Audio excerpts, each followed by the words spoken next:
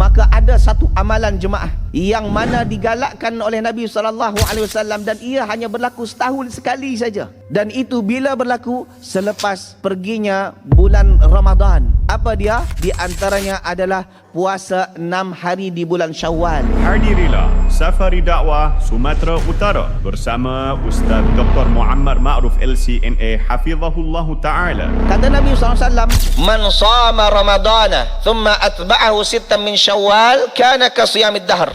Siapa yang puasa di bulan Ramadan, maknanya puasa penuh, kemudian habis puasa Ramadan, nanti dia sambung dengan puasa 6 hari di bulan Syawal, sama ada berurutan ataupun berselang hari, kana ka siyamid dahr, maka ia seperti puasa 1 tahun penuh. Oleh sebab itu, jangan sia-siakan kesempatan besar, pahala, balasan yang amazing ini dari Allah Subhanahu Wa Taala. Dan mudah-mudahan kita mohon pada Allah, puasa kita di bulan Ramadan dan semua ibadah-ibadah kita lain diterima oleh Allah Subhanahu Wa Taala. Berikut rangkaian jadualnya. Acara ini diselenggarakan oleh